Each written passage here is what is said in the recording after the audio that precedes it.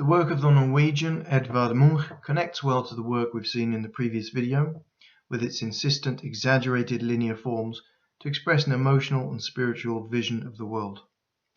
This work and its sister work Despair were produced a year after Munch's most famous work, The Scream of Nature, and use the same device of a promontory, dissolving lines of the landscape, apocalyptic sunset, the anonymized, dehumanized face, but here, with the use of respectably dressed crowds, Munch has linked the angst and despair of the titles to how the dissociation of the bourgeois existence from the inner life leads to spiritual bankruptcy. But Munch's work also belongs to the liberation of colour from its traditional function of representing the effects of light on objects in the world, and to its revolutionary role in representing the artist's inner state.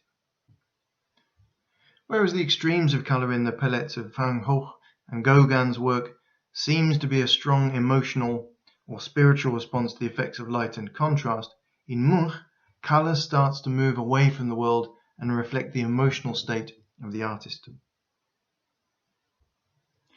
The career of Henri Matisse follows the liberation of colour from its object-related function to its use for subjective expression. This work, Luxe, Calme et Volupté, or Luxury, Calm and Pleasure, painted near Saint-Tropez, clearly follows on from the post-impressionist divisionist painters, for example Seurat and Signac. But the colours themselves start to move away from the colour of the object they refer to in order to focus on colour harmonies which create the mood of the title. By 1905, when Matisse and André Derain had started working together in Collioure, a small fishing village near the Spanish border, the colours used had ceased to be dictated by the objects and the effects of light and shadow on them. Derain spoke of the luminosity of shadows, and were used instead in the artist's creation of harmonies and disharmonies of invented colour, pure painting. In 1941, as a result of an operation that left him bedbound for several months, Matisse returned to his cutout technique, using painted paper and scissors to create a collection entitled Jazz. As a result of the technique, the powerful works employ planes of intense pure colour, mediated only by outline. Number 8 in the Jazz series, this work, Icarus, was made in 1943 in Vence, near Nice. The works in the Jazz series refer to Matisse's life and the years of occupied France in which the works were made.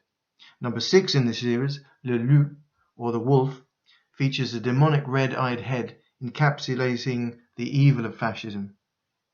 Icarus' flight parallels the artist's creativity, driven by his red heart, the explosive flashes around the figure like anti-aircraft fire, the war-torn France that Matisse refused to flee from.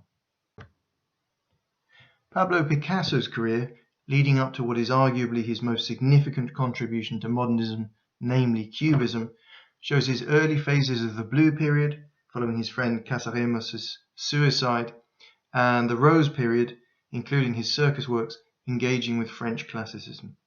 However, following his engagement with Cézanne's motif project, he produced the Demoiselles d'Avignon, a picture of 5 prostitutes in a Barcelona brothel. The 2 faces on the right, overpainted at the end of the summer after Picasso's return to Paris, are a product of Parisian interest in African art.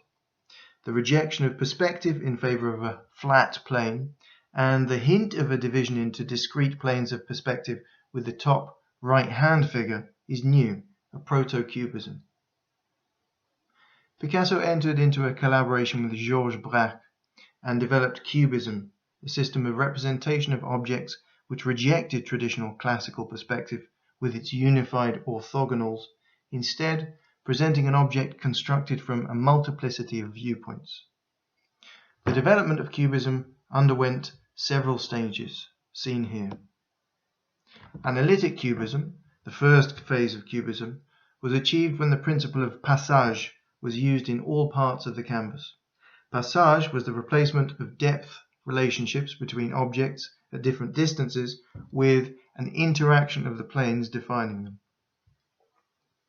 Cohesive Cubism consisted of a more self-conscious application of the paint, whereby the facture emphasizes the surface of the canvas. This is combined with the complexity and fragmentation of the planes.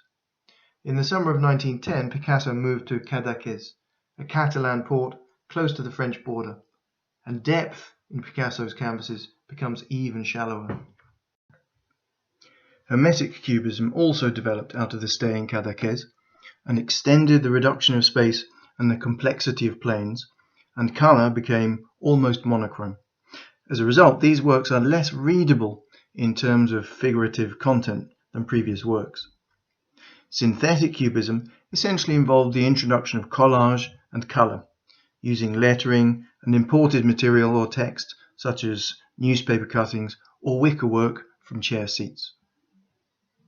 Jumping ahead for a moment chronologically in order to look at Picasso's later career, this huge canvas, Guernica, from 1937, takes its name from an event during the Spanish Civil War, the Luftwaffe bombing earlier that year of a civilian town populated mostly by women and children, destroying it in less than 2 hours.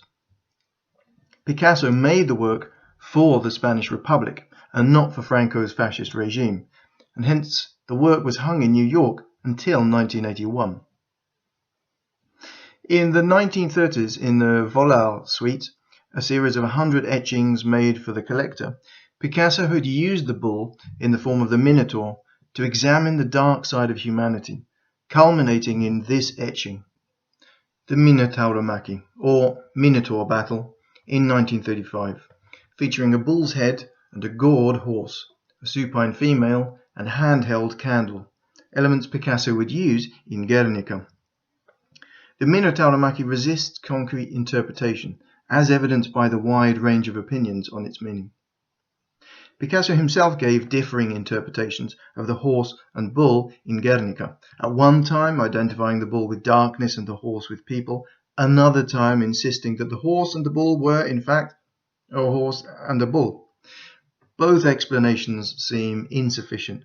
Preliminary sketches for Guernica show a bull with a human, even godlike face. Similarly, a Republican symbol of a clenched fist was painted out of the final version. Hence the painting stands as a poetic creation, endlessly subjective. Returning now to the second decade of the 20th century, the Vienna of the psychoanalytical revolution, with the Austro-Hungarian Empire in the decade that would see its dissolution. For radical Viennese artists, these two worlds were in conflict, the subjective, creative mind guided by the unconscious, and Catholic, bourgeois society under the military, authoritarian empire.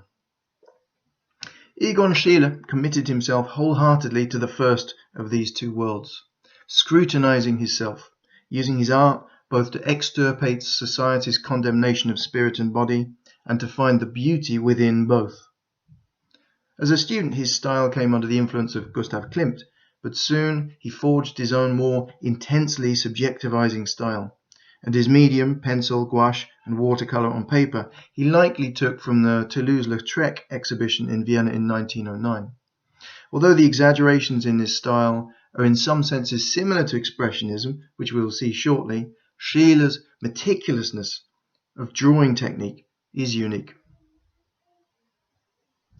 Expressionism, however, was a primarily German movement in origin, but influenced by the symbolists, Cézanne, Gauguin, and Van Gogh.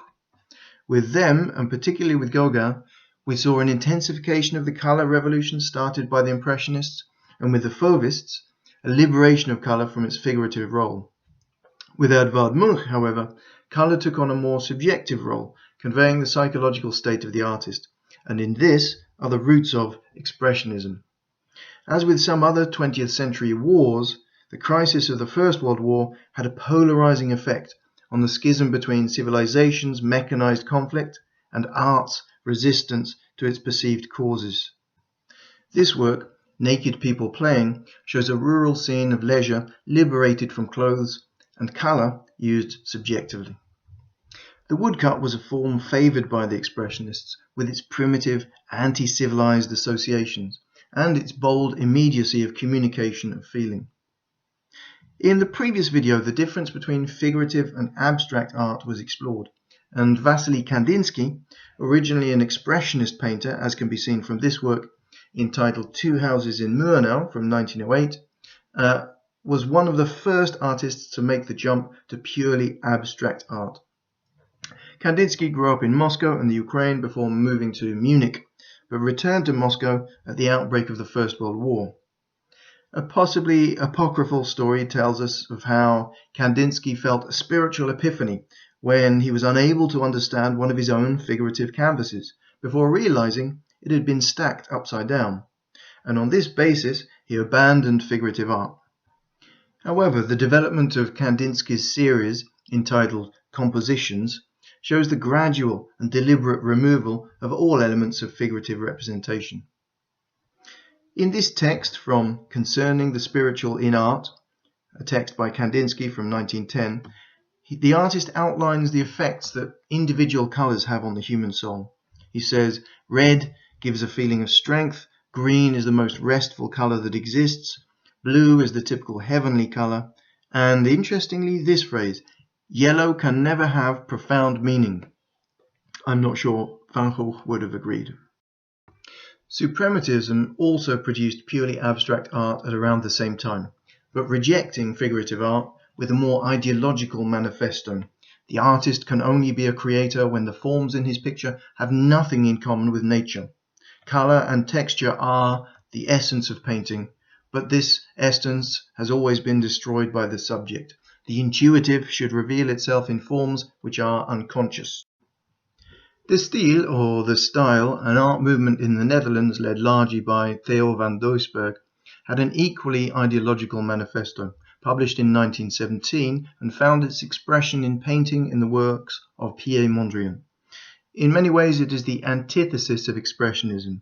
The old is connected with the individual, the new is connected with the universal.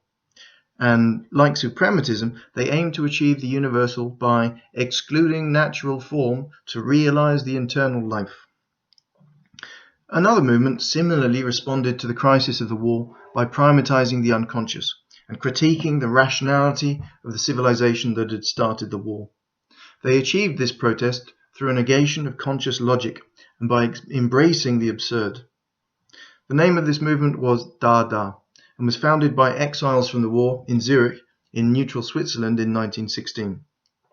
Tristan Tzara, Hugo Ball, Hans Arp, and Richard Huelsenbeck, among others, performed Dada works at the Cabaret Voltaire, involving nonsensical poetry, costume, and action.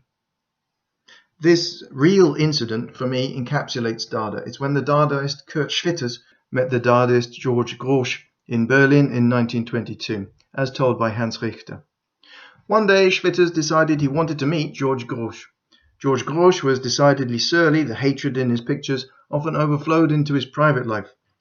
But Schwitters was not one to be put off. He wanted to meet Grosz, so Meering took him up to Grosz's flat. Schwitters rang the bell, and Grosz opened the door. "Good morning, Herr Grosz. My name is Schwitters." "I am not Grosz," answered the other, and slammed the door. There was nothing to be done. Halfway down the stairs, Schwitters stopped suddenly and said, "Just a moment." Up the stairs he went, and once more rang Grosz's bell. Grosz, enraged by this continual jangling, opened the door, but before he could say a word, Schwitters said, "I am not Schwitters either." And he went downstairs again. Fini. They never met again. This work is arguably the most controversial and undoubtedly the most influential work of art of the 20th century. Marcel Duchamp followed several movements early in his career, including Cézanne, Cubism and Futurism, before rejecting retinal art for the cerebral. In 1915, his fellow surrealist Francis Picabia had produced a drawing of a spark plug entitled Portrait of a Young American Girl in the State of Nudity. But Duchamp in 1917 asked the question whether a work of art needs to be a product or even an object by submitting a urinal entitled Fountain to the Armory Show in New York. In essence, the concept contained in the question is the work of art, rather than the mass-produced fountain, in inverted commas, which no longer exists. This then was the birth of conceptual art, which would eventually dematerialize art into an idea, usually communicated via a text, such as in Yoko Ono's Grapefruit, which we will see in a later video. Surrealism has in common with Dadaism the rejection of social mores, and the primacy of rational discourse. But although surrealists were famous for bizarre acts, they were arguably less focused on performance and more on the visual product. André Breton was the de facto leader of the surrealist movement centered on Paris. He defined surrealism in the 1924 manifesto as thought dictated in the absence of all control exerted by reason, and outside all aesthetic or moral preoccupations. Marxist and Freudian thought featured more heavily in surrealism as a more objective route to freedom and the subjective, respectively, whereas Dada rejected any rational doctrine. As Patrick Waldberg puts it, there was a fundamental incompatibility between the perpetual exhibitionism and the purely destructive spirit of Dada on the one hand, and the poetic faith that inspired the future surrealists on the other. Max Ernst is a quintessential surrealist, preoccupied with the role of the unconscious and erotic in his paintings. His technique, known as frottage, involving rubbing away at a painted surface to produce the work, has onanistic overtones, and is partly an aleatory and hence automatic process controlled by the subconscious with the random effects of scratching rather than the controlled effect of a brush. Salvador Dalí actively sought celebrity and achieved controversy, supporting the regime of the dictator Franco. In a sense, Dalí's persona was perhaps part of his act of signing blank canvases and sheets of paper for a fee in order for other artists to create Dalí works is arguably a critique of the art market, and certainly has the effect of undermining authenticity with regards to Dalí's works. And the art itself? Dalí described his paranoid critical activity as the spontaneous method of irrational understanding based on the interpretative, critical association of delirious phenomena. Dalí's works are hyper-realistic, just as dreams are. His paintings are sometimes illustrations of time's compression in dreams, such as this epic narrative which a sleeper constructs at the very moment of being woken by a bee. Sometimes they are the expansion of a moment in time in the memory. Sometimes they look at collective dreams, and often use images transformed by mirroring to show the irrational association of different images by the unconscious. Dalí's works, then, document a time, in the 1920s and 1930s, of a wider knowledge of Freud's ideas and the importance of the unconscious.